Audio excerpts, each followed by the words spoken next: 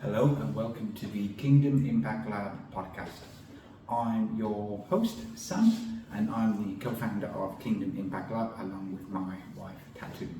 At Kingdom Impact Lab, we want to give practical ways that Christians around the world can become Christ-like in their day-to-day lives in all areas of life. In particular, I am focusing on helping Christians become Christ-like in the workplace, in their business, and when they are operating out of the walls of their church. So in this episode, I want to explain what the Kingdom Impact Lab framework is, what it actually means to be Christ-like, how you can apply this in your day-to-day life, and also why it's so important that you take a proactive approach to becoming Christ-like in everything that you do. And that's it. So we will explore the framework in some detail. Hopefully, if there's anyone listening to this first episode, that you will find this episode valuable. You'll find some actionable content within here.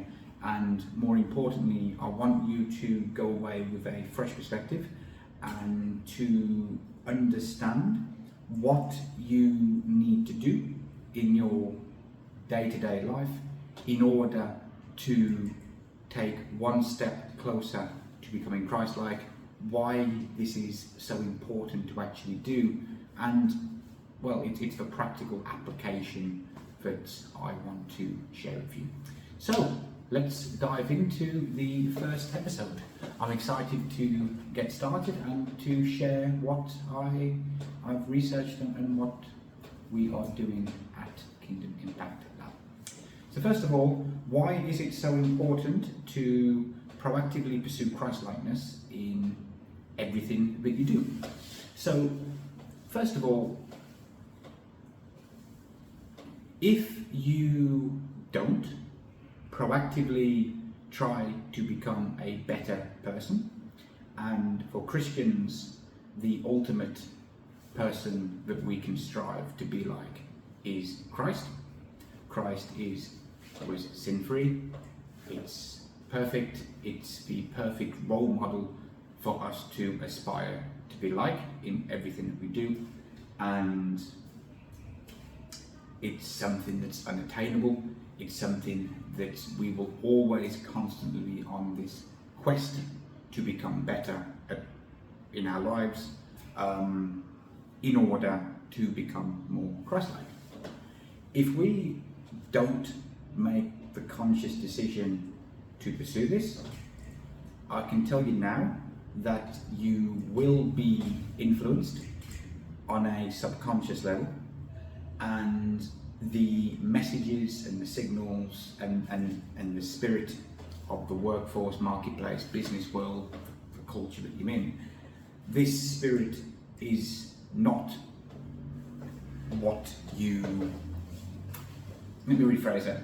The spirit of the marketplace, workforce, business world, etc. is mostly based on the worldly goals of making money. In the business world, it's all about making money. In the marketplace, wherever in the workforce that you're at, ultimately the goal of the company that you're working for, most likely, is to make money. And the people that work at the company are there in order to receive a salary. So it means everything is transactional. And if everything is transactional in the workforce, all of this directly influences the culture that you're in the place that you work, whether you're employed at a company, whether you're an entrepreneur, whether you're self-employed, whether you have your own business, whatever. If you don't proactively try to fight against it, this transactional spirit will subconsciously influence you and the decisions that you make on a day-to-day basis. And I know that to be true because for perhaps 10 years of my life, I trained to be a copywriter, a direct response copywriter, where the goal of what I did was to essentially write a piece of copy where the goal was to get someone to take a specific action, and that specific action almost always was to move them one step closer to making a sale. And so everything that I used to do was directed at getting someone to part with their money and give it to the client that I was working with in exchange for whatever product or service that they were selling. And I spent 10 years of my life trying to be the best that I could be. I've got a growth mindset, so I always wanted to get better at what I did. I always wanted to improve. I always wanted to be a better version of myself. And I studied, I invested in training programs, I invested in coaching programs, I had my own marketing agency, where I learned a lot of lessons the hard way. And I very easily spent over $100,000 on my own education in all of this. And everything that I did was about making money. It was always about efficiency, productivity, return on investments, cost per acquisition, and all of these other KPIs and metrics that you're aiming for. And then my performance was measured against how much money and revenue I made a client, how much profit I made a client, and pretty much everything that I had trained in, despite me wanting to be the best that I could be, was all transactional.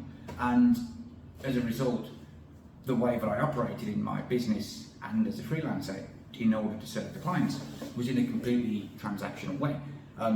I exchanged my time for a fee with a client, and when I got more experienced and skilled at what I did, I basically sold clients a future return on investment for a fee, a justifiable fee for the proportion of the return on investment that I could get.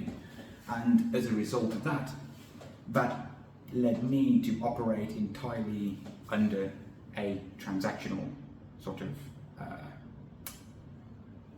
North Star, so to speak, which led me to make some business decisions and marketing decisions for clients which were to advance the best interest of the client, i.e. making them more money, at the expense of the people that were buying their products and services.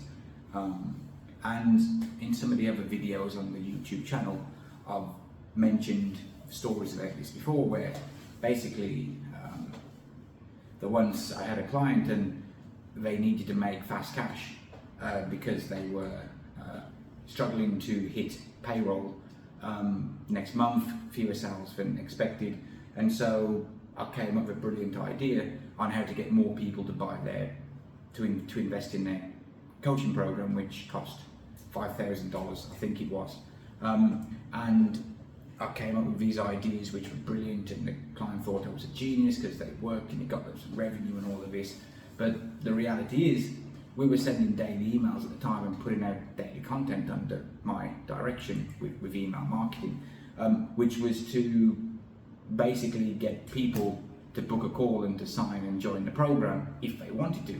And so it meant that at the end of the month, when they were desperate for cash, all of the marketing tricks that I had to pull out, all of the persuasion tactics and all of this stuff that I had to sort of dig out and use, well, I'm selling to people that couldn't exactly afford the product or service in the first place, or it's not a good fit for them at this moment in time. But I use clever marketing, clever sales tactics, and pressure style, high pressure situations in order to get these people that probably didn't want or couldn't afford to invest in this coaching program to part with their money, just so the client could make that extra bit of cash, which was relatively insignificant in the grand scheme of things. And all of this was a direct result of me just doing what everybody else did, learning from everybody else, finding the best people in the copywriting space. I can name a list of them, and studying what they did, studying their approach, buying their programs, learning from them. Well, everything was transactional, and that directly influenced me and the way that I operated without me even being aware of it. And I can reflect back now, and I can see all of the the business sins and the marketing sins that I have personally committed as a result of me simply not being aware of this influence around me, which was guiding my decisions because I just reacted to it.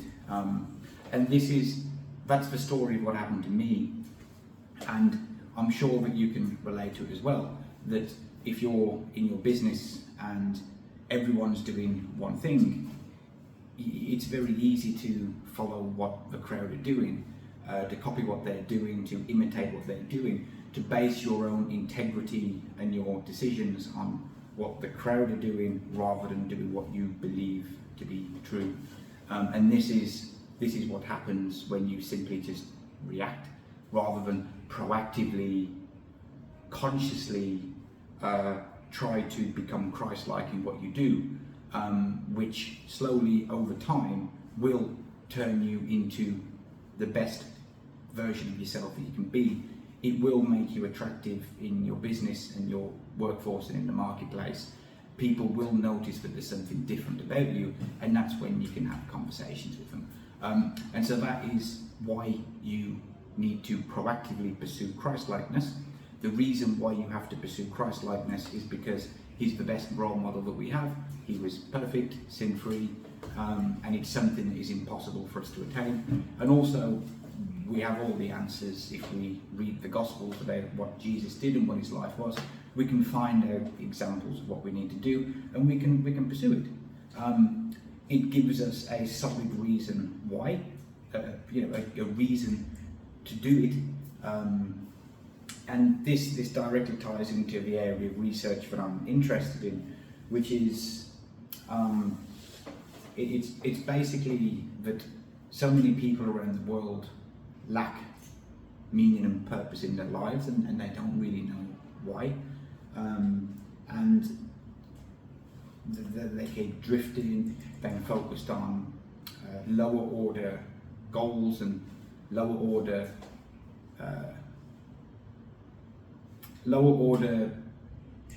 seemingly urgent things in the present moment, divert their attention away from pursuing the longer term goals that they want to do. And one of the reasons is because they don't have an identity, and they don't have a solid anchor, they don't have a solid foundation that they can anchor themselves, their identity, their business, the culture that they want to have in their business too.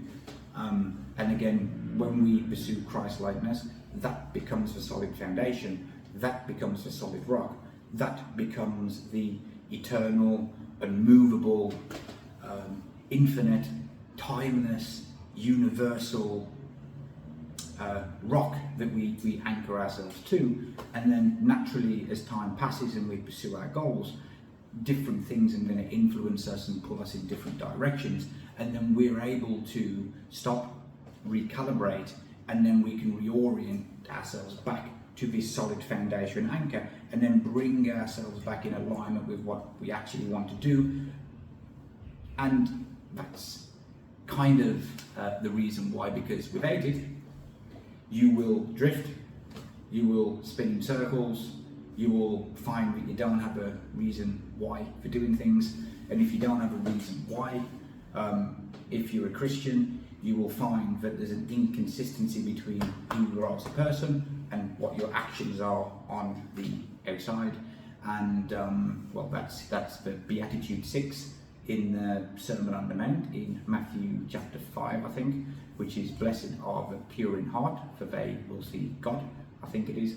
And pure in heart would mean that you are consistent with who you are as a person and the actions that you do.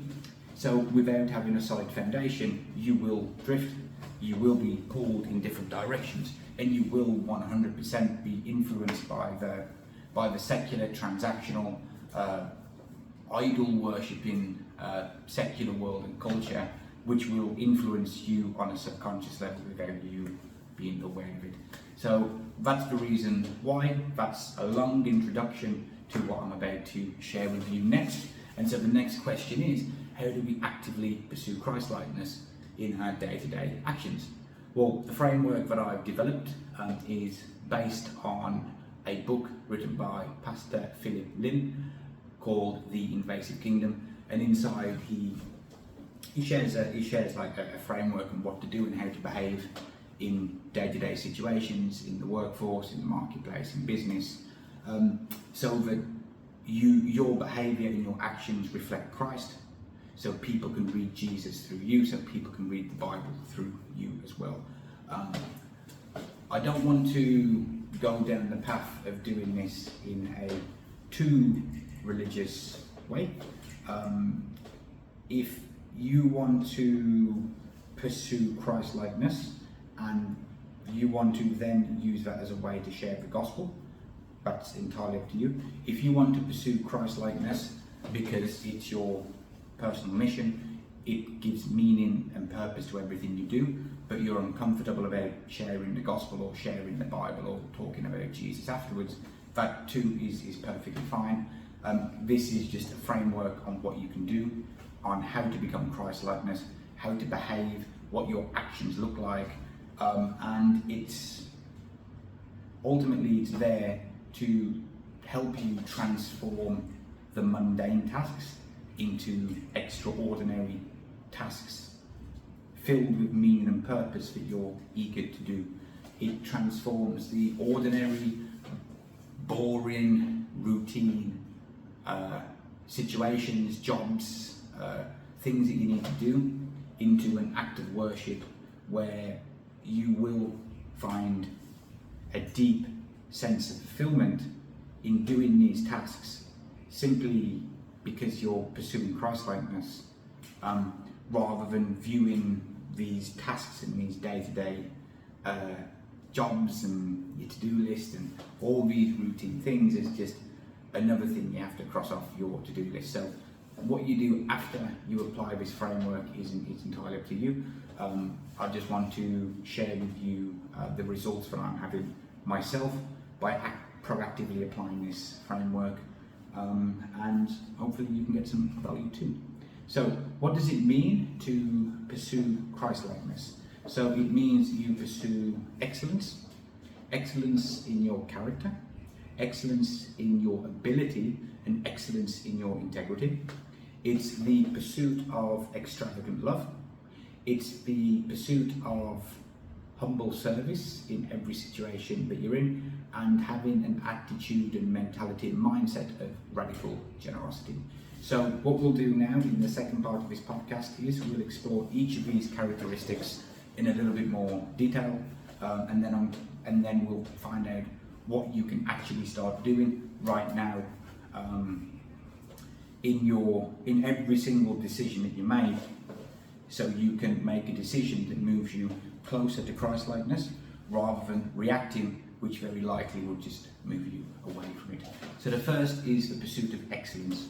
So the pursuit of excellence it's basically who you are becoming, the kind of person that you're becoming, and the kind of things that you do when no one is watching, or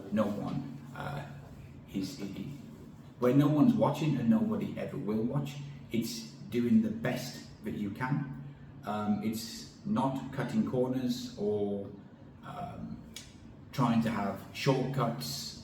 It's having a mastery over your emotions, so you can become the solid rock within your workforce or in your business, that people know that you're not going to overreact to certain things when things go wrong, and you're going to be level-headed, and you are.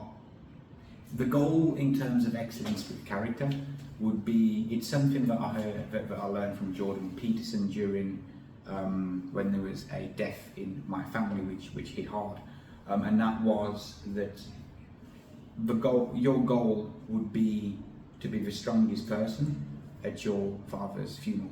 And what he means by that is that you have your emotions under control, so that in the worst situation for you as a son, in particular as a son, would be that you can be the rock that everyone can lean on during the crisis. You're dependable, you're not going to have a meltdown, you're not going to have a breakdown or anything, and people actively look at you and look at your actions as a model on how to behave.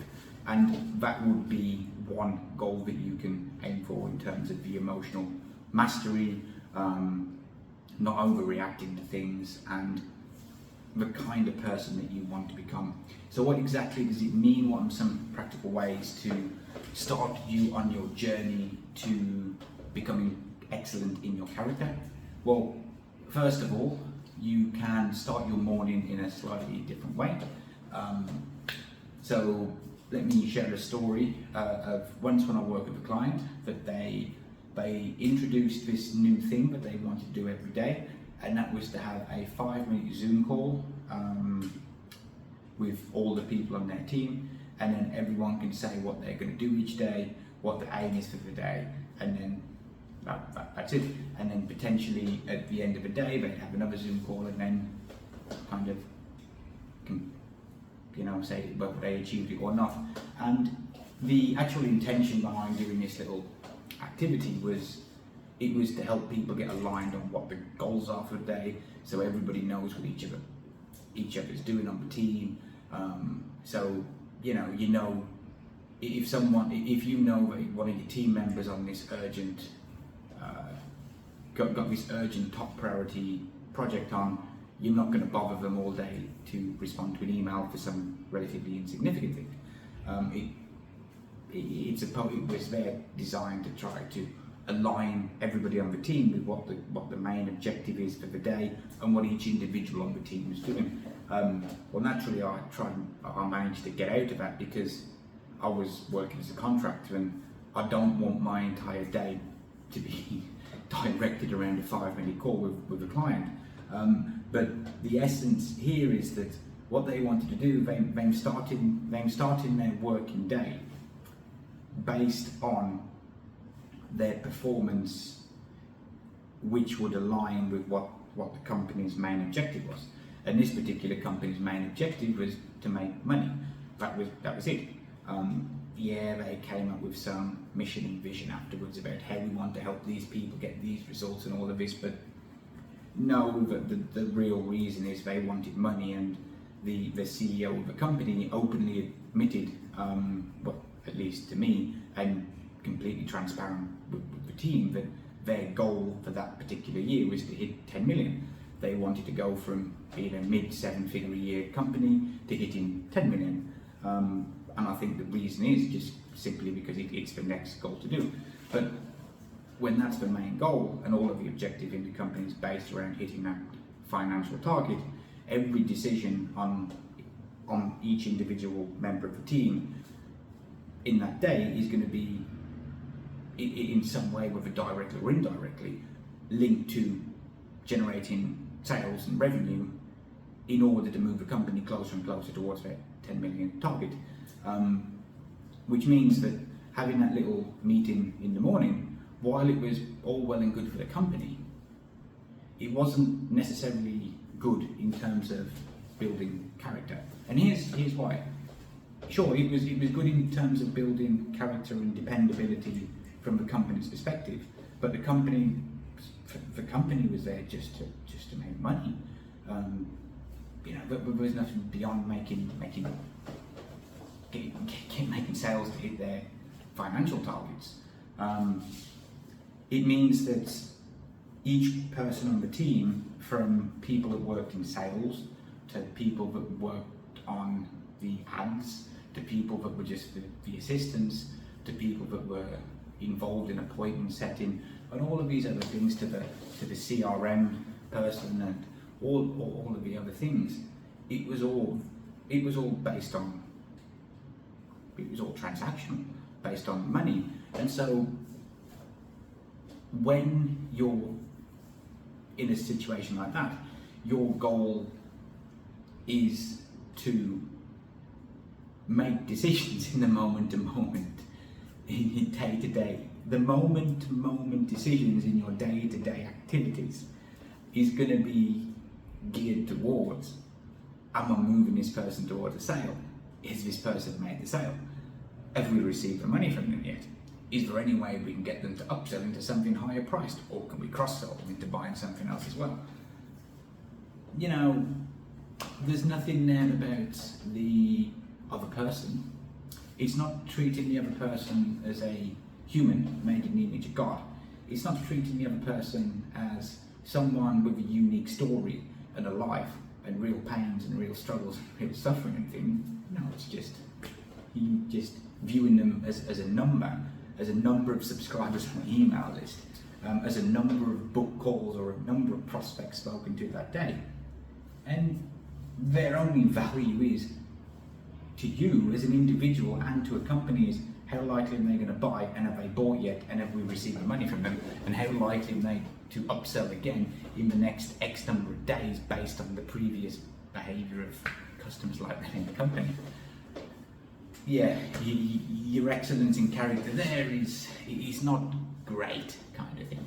So instead of starting your morning focusing on self-promotion or performance that aligns with the worldly goals and your worldly KPIs and all of this stuff, why not start your morning with a little 15-minute reflection time in order to recalibrate what your intentions are for the day with the kind of person that you want to become. You can have 15 minutes quiet prayer time or quiet reflection time in the morning, and you can use your prayer to set your goal and intention for the day. It's as simple as that kind of thing. And you can set your goal and aim for the day to what can you do today in order to treat each person you interact with in the way that you're servicing them and doing something for their best interest, rather than self-promotion or trying to just treat them as a transaction. And simply by doing that, perhaps on the first few days it might not work, but you do it enough times and you're going to start to find yourself in situations, and that's going to float to the back of your mind, and then you're going to make decisions of thinking, well, hang on, maybe I shouldn't do it like this, maybe I'll do it slightly different instead. And you do it enough times and eventually you do become the person where you are acting in a way out of service to others and acting in a way that's for their best interest, rather than hitting your own KPIs and metrics and sales targets and revenue targets and all of these things. Okay, what if you work in a company, or what if you have your own business for that matter, where you kind of got to make money, or you kind of got to hit your targets, otherwise if you get your business, your business is going to fail. Well, been there, done that, and it's not really pleasant. Or you're going to not hit your targets and then faced with stress and pressure from the place where you work, and maybe lose your job as well. But what do you do in a situation like that?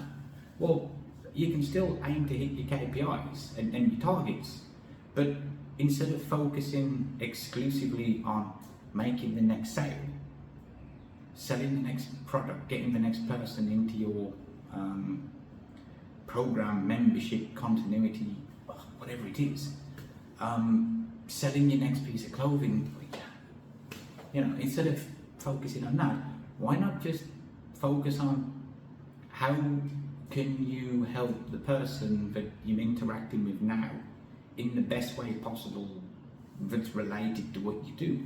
And what you'll find will happen is that over the long run, you'll probably make more sales and more revenue and hit your targets you'll exceed your targets far more than if you're doing it focusing specifically on getting the sale or the target. And why is that? Well, it's a concept called hyperintentionality, and I first learned about this in Viktor Frankl's book, Man's Search for Meaning. I'm not going to give details here about what it is, but it's an excellent read. And he was talking about a concept where if you imagine you're in bed on a night, and we've all been there, and tomorrow you've got to be up early and you've got an important meeting, or you've got to do something in the morning, you've got some obligation in the morning, you need to wake up early, and you need to be on your A game, and you're lying in bed on the night, and it's an hour past your normal sleep time, you're still awake, you can't go to sleep, and so what are you doing? You keep checking the time, and every time you check the time, you get more stressed out. You're focusing on trying to get to sleep. Do you get to sleep? No. The more you focus on trying to get to sleep, the least likely you are of actually getting that sleep that you need. The best thing to do in a case like that would be not to focus on getting to sleep. For me personally, I'll put on a podcast or an audio book, listen to that, and then I'll listen to it. I'll get into what the podcast or audio book is, whatever it is, and then I'll fall asleep. As soon as I stop focusing on the sleep, I find I fall asleep. Maybe even the same. That's hyper-intentionality. You focus too much on one thing, but then you find it's harder and harder to get because you're focusing on it too much. The same is true in terms of hitting your targets and sales targets, revenue targets, whatever it is at work. The more you focus on it, the least likely you want to actually get it. Instead, if you can focus on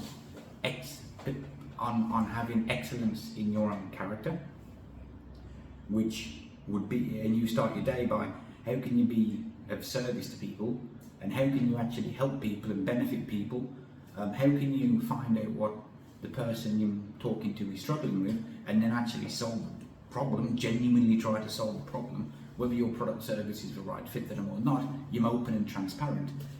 If you actually focus on that and you use your own personal metrics to do how many people have you actually helped rather than try to sell them, and you focus on that, you'll make the sales and hit your KPIs as a byproduct. Do I know that for certain? No. Can I say that will definitely work for you? No. But will it? Probably. It's worked for me. It's worked for a lot of other people. It'll probably work for you too, so why not try it? Another way that you can become excellent in character is emotional mastery, which is what I briefly mentioned before. You want to have your emotions under control and set your aim of being as level-headed, as dependable, as straight thinking as you possibly can under high pressure situations.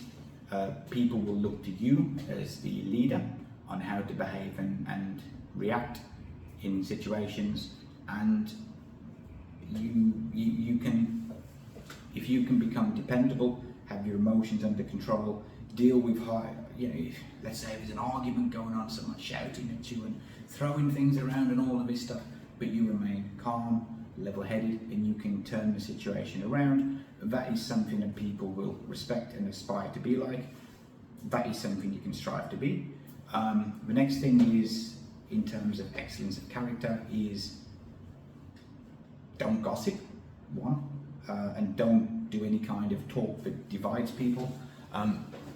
This is particularly important if you're in the workforce where office politics are in play, because you always have little groups of people in little cliques and all of these little issues. And I've heard this countless times of people. I was talking to my wife's cousin just the other night, and she was telling me about the office politics in a hospital setting, and it's just, she said that there was one of the senior consultants that had some kind of a problem with another one of the senior consultants, and when she was talking to one of them, the other one got upset and called him into the office and all of these things, and he sort of, you're in a hospital, you're consultants, you're high up on the ladder and you have a lot of responsibility, and this is the way that you're behaving?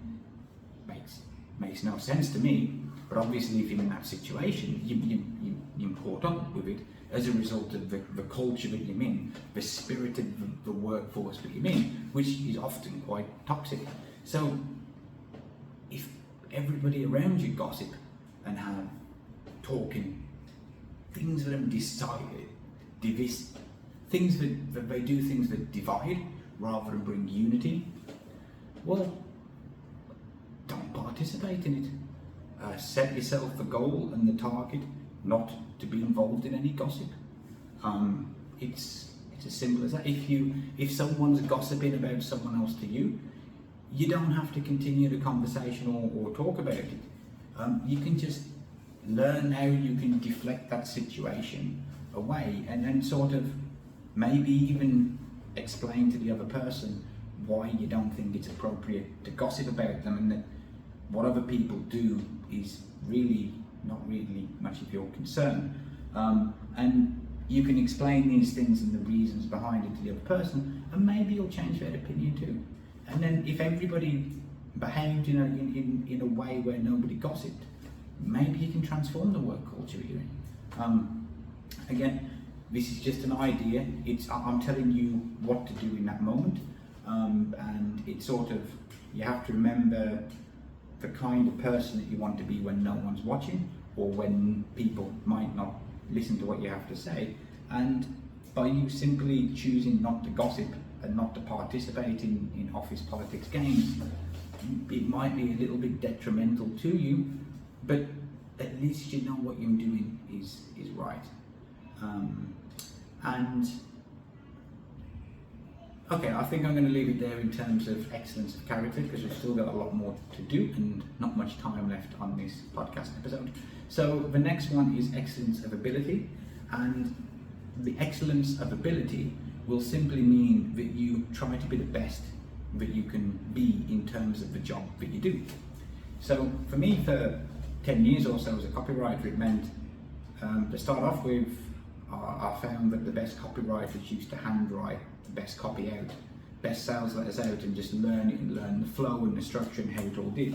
Well, that's what I did, and I spent hours and hours and hours handwriting out copy and learning it, and learning how it all flowed and all fit together, and all the formulas and how everything came. So then it became part of my subconscious as well, in the way that I would do things as well.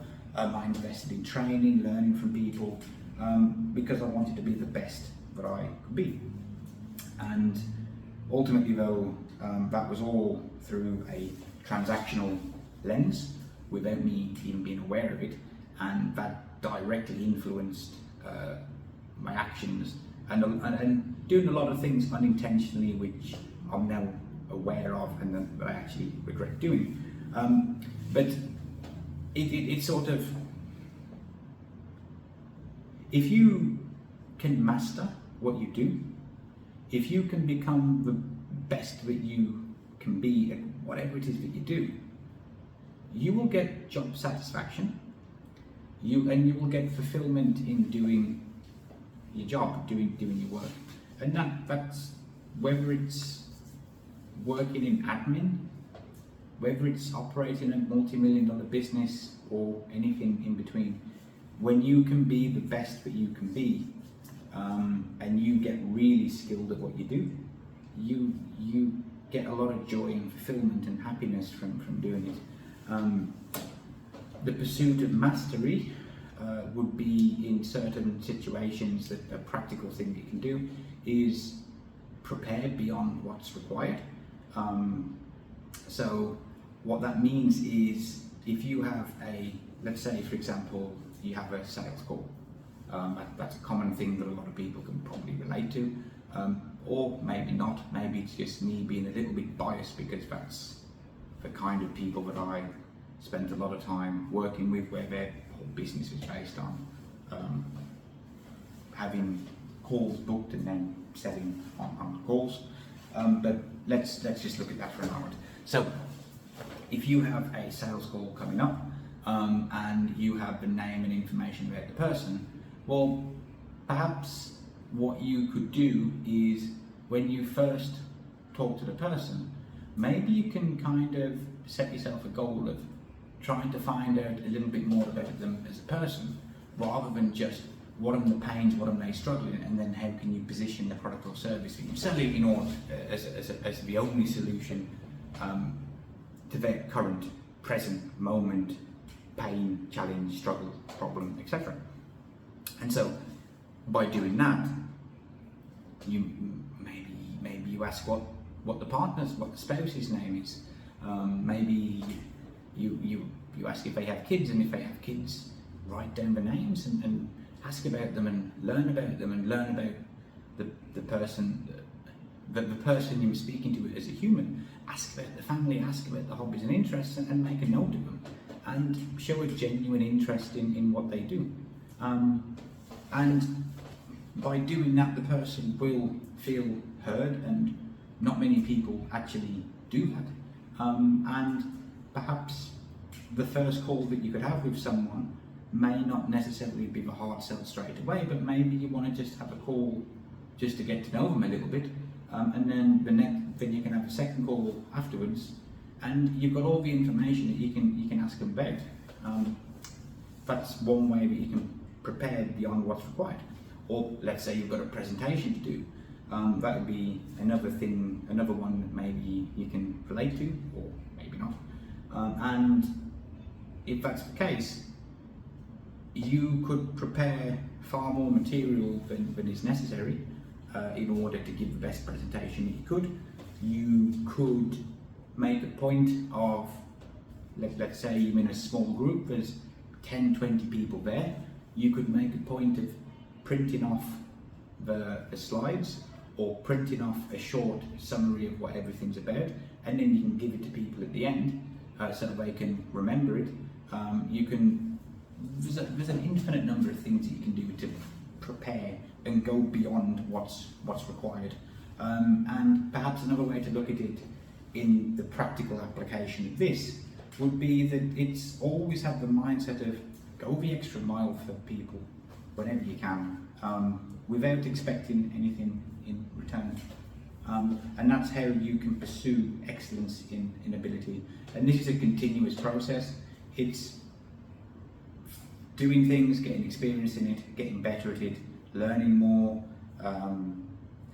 going the extra mile, and just set yourself the goal of mastery instead of just settling for mediocrity.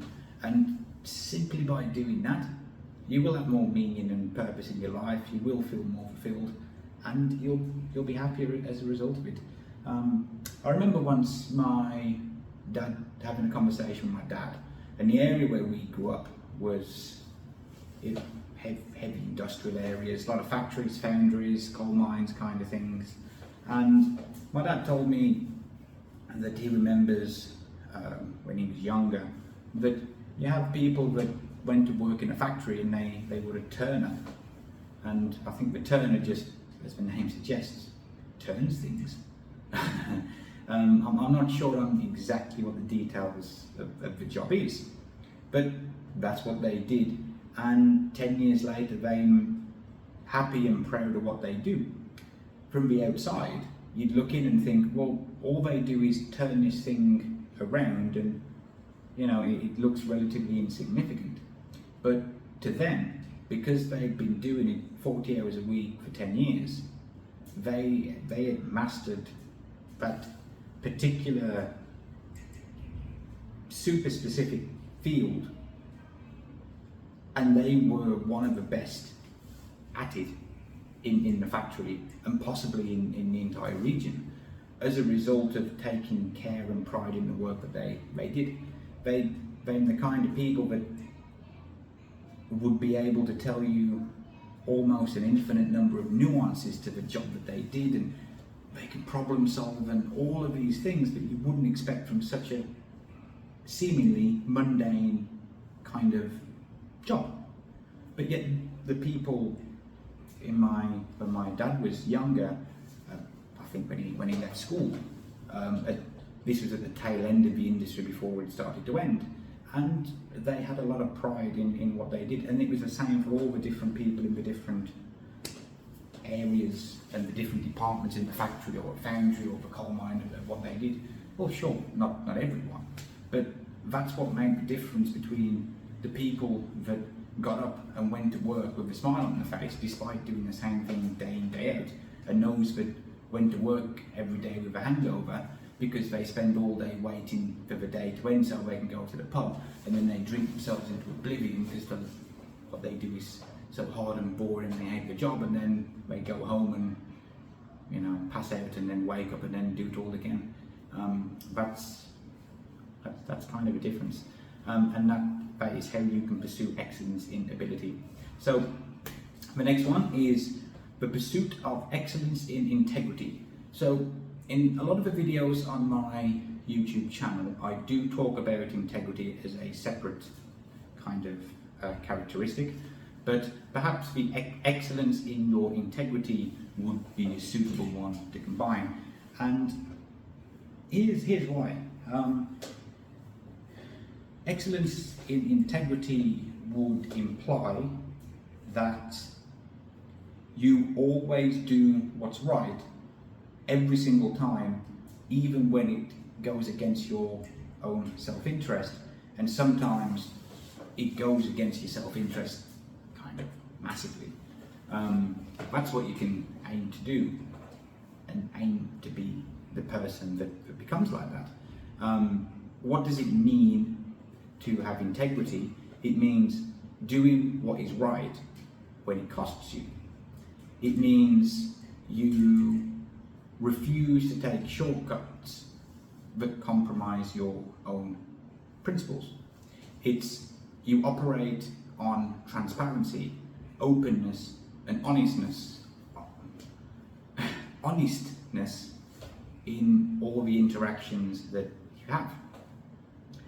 It means you say less, promise less, but deliver way more. This is what having integrity looks like. It means making your yeses be yeses. It means doing what you say you're going to do when you say it, even if other urgent things come and pull you in a different direction. So that would be excellence in integrity. So I can share my own personal story with this. So I once worked with a client, and I had my approach before in when I had my agency and worked with clients as a freelancer and through the business was I would first get people in on a small project for a relatively small amount, like a couple of $100, maybe $500 tops. And it would be something short, simple, where I would be able to get them a return on their investment in a short amount of time. And when I delivered that result, I would then sell them into a higher priced kind of project. And then after that, I'd do the same into a higher priced project or into some kind of monthly retainer. Pretty good model. The model worked. It's a good model to have. I mean, I did this with clients. For me, I once had a client and I went through this process. And so you go through the process knowing that the first project and the first two projects is going to be labour intensive for you or for me, and it's going to take more time for me to deliver the results because you have to learn the client, you have to learn about the offer, the positioning that they have, the marketing that they do, all of these things that you need to learn because you're coming new. And so you embrace it, you embrace the process because you know that if you can then turn this into a high paying monthly retainer, that you're going to reach a point where you can get results without too much time and effort on your behalf because you've already done the learning, you already know what the offer is. So I had this one client and I took him through this process. He was, as a person I liked him, but as a client he sucked big time because he kept changing direction and jumping from one thing to the next. And so what should have taken what I allocated to take no more than 14 days to do ended up dragging on for 3 months. And because he moved in so many different directions, so many different things had pulling him, he didn't have a solid foundation to anchor him to, which is again what I was on about. You need to anchor yourself in Christ, or at least something as your solid foundation, because you're going to spin in circles just like this client did. And he had a baby. He then decided he wanted to go to Mexico on a holiday at the last minute. All these things, while I'm kind of thinking, well, I'm still doing this project, and because it's dragging on, it's costing me time and money kind of thing. So reached a point where the deliverables that I promised him, I'd given him 80% of it maybe. It was just the final part of it. And, no, sorry, I'm getting confused. I didn't do 80% of it. I'd probably given him 50% of it. The other 50% I could do probably in 2 hours. Literally, I could have got the laptop out, gone through, put it all together, given it him. But it changed direction so many times that what I promised to give him would no longer serve his best interest. And so I told him and said that, look, I don't think it's right that we continue going down this path. I don't think it's right for me to deliver the outstanding deliverables because you're not going to use them. And if you're not going to use them, it's just, I don't want to waste my time. I don't want to waste your money. This project's taken substantially longer than we expected. I've given you a lot of coaching. I've been there to help you, a lot of ideas, all of these things. With the outstanding balance, I think the fair thing is, pay me 50% of the outstanding balance, and then we'll end it there. He got a bit upset with me and kind of he wouldn't pay me, despite it was all kind of his fault for not doing the things in a timely manner. He insisted that in order for me to receive the payment, I need to give him the deliverables. But like I said, I could have done it in 2 hours, and then I could have received the fee from him, which incidentally was the exact amount that my wife's cesarean procedure to give birth to our second son cost. But I did the right thing, and I didn't do it because it was the wrong thing to do, and that went massively against my own self-interest at the time. But that's just an example of integrity. Now, in your case, depends on what the situation is, but in order to have integrity, you need to know what your identity is first. You need to know what your values are and what you stand for, because if you don't, you will compromise. If you don't have that solid foundation for, anchoring in becoming Christ-likeness, when things get tough and you're over here, you're gonna subconsciously make decisions and then tell yourself that you're doing this with integrity, but in actual fact, you're not. You're doing it for your self-interest, and that's something that you need to be aware of. So let's have a look at the last ones very quickly. So the next one is extravagant love. This is something that I have been proactively trying to do myself for a while. What I do is in the morning, I set my goal for the day as, how can I be a blessing to as many people as possible today? This applies to my wife, my kids, people I interact with out and about. In terms of business, it'd be the people that work on my team, it'd be the people that I interact with, whether it's through a single piece of content on social media or on LinkedIn, to a conversation I'm having with someone, to having conversations with prospects, to in the future, my highest paying client. Every single one of these, whether it's the smallest thing to the highest thing, how can I be a blessing to them? And having that attitude, naturally you are operating on extravagant love. Another way that you can apply it means that you have empathy over efficiency. One way that I'm applying that myself is, and again this ties in with having integrity, and that is to focus on humanness. Each individual human made in the image of God has a unique purpose, a unique story, unique gifts, and I want to focus on that. I want to extract people's story, I want to learn about people, and I want to treat people as humans. And what I'm doing at the moment is I've got someone that's helping me as my content and outreach operator, but a lot of the tasks that she's doing, I could probably use software and tools to do more efficiently, but I don't want to do that because it's sort of the wrong thing to do. And if I want to treat people as humans, but then instead of hiring a human and working with another human, I decide to use AI and then be one of thousands and thousands of paying subscribers to this AI SaaS, software as a service business model per month, then it's just not in alignment with who I am, and it's just not the best thing to do. So to always have empathy over efficiency, that's one example. You know, my own mother lost a job quite recently because she was replaced by AI, and you've only got to look around and see what's happening in the world, where the prediction that AI is going to replace most of the workforce and all of this stuff. Well, yeah, you can use it, it's entirely up to you.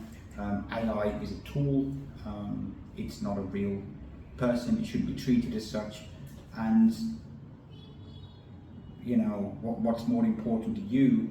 Would it be to have a real person who actually buys into your mission and vision of the company that's helping you, and then them helping and supporting you, and you're helping and supporting them?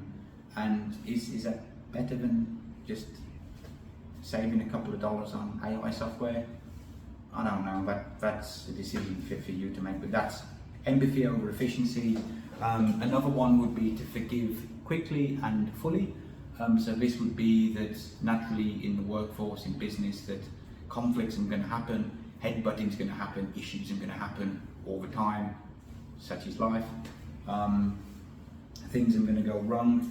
You have a choice to allow that to get the best of you, or you can forgive, accept the fact that, hey, we're all human, we make mistakes, and then that's the end of it.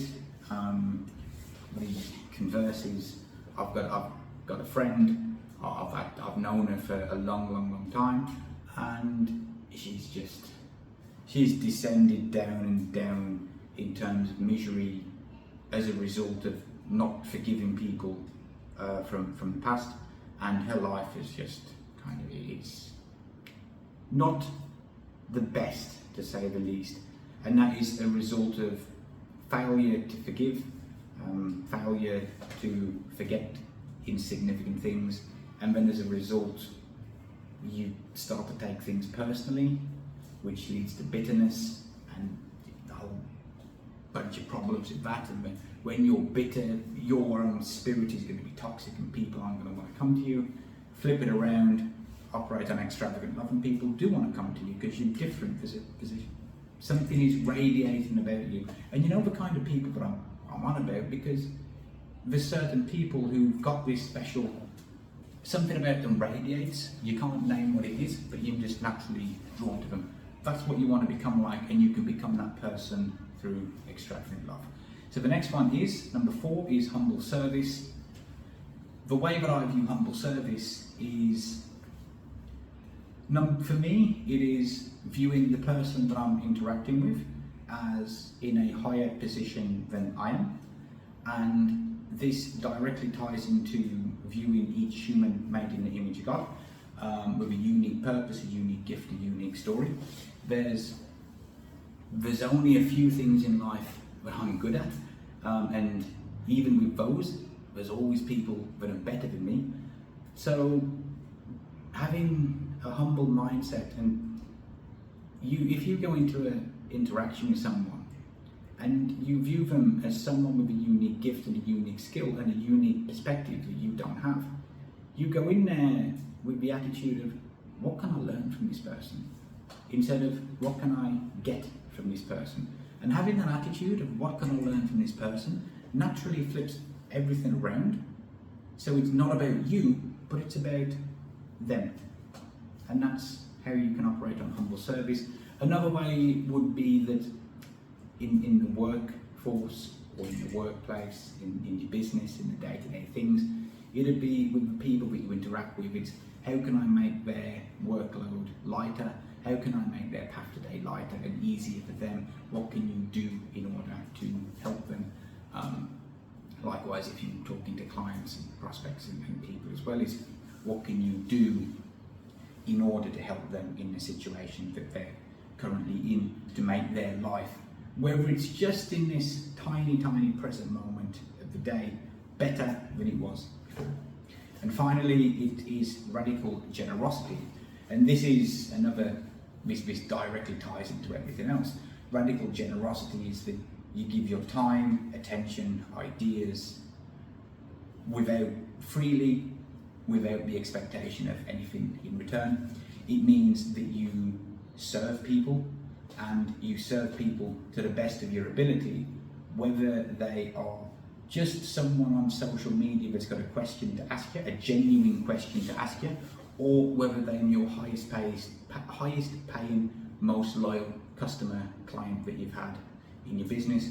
You treat each of them in the same way of how can you help them in the situation that they're in. It's how can you help people that need your help or input or service, even if they can't afford it.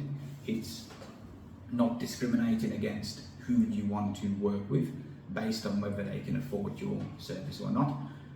Now, I'm not saying you should do things for free.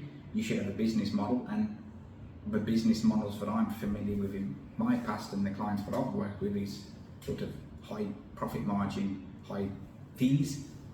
So there's nothing wrong with charging high fees and working with the right people, providing your value justifies the fee that you charge. But at the same time, you don't necessarily have to be you don't have to necessarily give the same service as your one-on-one highest paying client to a person that's on your email list or social media, but you can still give them the time and attention. Or if you can't, someone on your team can give them the time and attention. Focus on serving and helping people rather than just doing things simply for transactional reasons and to generate money. And finally, one thing that I've been doing in Kingdom Impact Lab over the last few weeks, and by the time this is published and when you listen to it, maybe, hopefully, it'll be ongoing for much, much longer. That is, when I'm having conversations with people, I ask them, is there anything that me, my wife, and Barbara on my team can pray for you? And then people tell me. And so we do. We don't do this with the expectation of them doing something back for me afterwards. There's no, these are people, they aren't clients, they aren't prospects, they're just people that we're having conversations with on LinkedIn, but we're asking if there's anything we can pray for them. And what I've been the recipient of this from a few people, and it's a good thing because it makes you feel heard, it makes you feel like a human, like someone is giving you special attention. And so that's what we offering to do for other people as well. And the reception so far has been really good.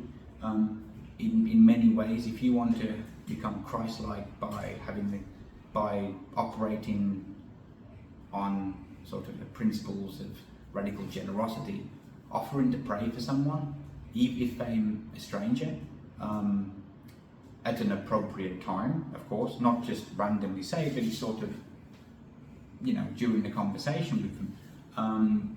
It's the most selfless thing you can do in that moment of time, which is exactly what Christ-likeness is.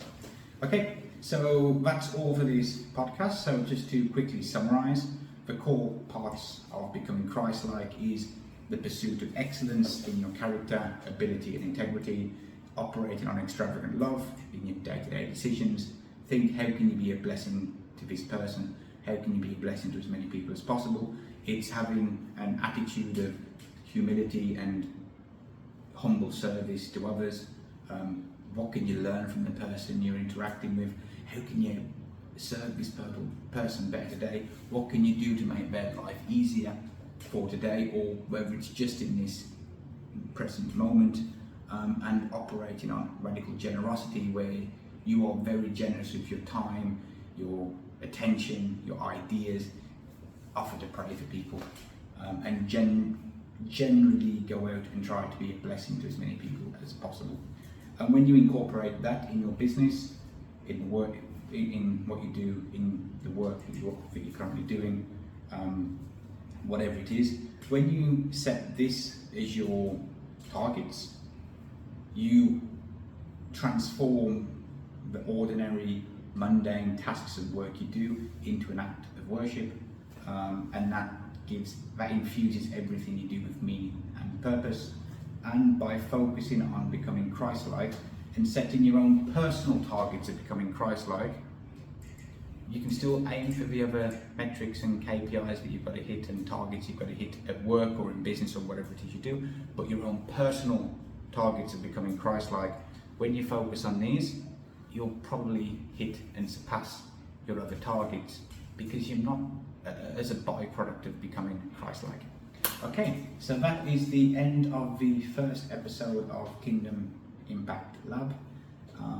If anyone has actually listened this far, as you can probably tell, I'm a little bit sleepy, a little bit low energy. The time to record this podcast has fallen, unfortunately, at the time of the day when I have the lowest amount of energy. But unfortunately for me, I can only record the podcasts when I can record the podcast, because we've got a 3-year-old and we've got a baby, and I've got to fit everything around the family schedule. So if this podcast wasn't the best, hey, it's the first episode. I'm quite happy with it. I've done the best I can do given the situation I'm in, and I'm quite okay to record the same episode again at some point in the future. That's all. See you in the next episode.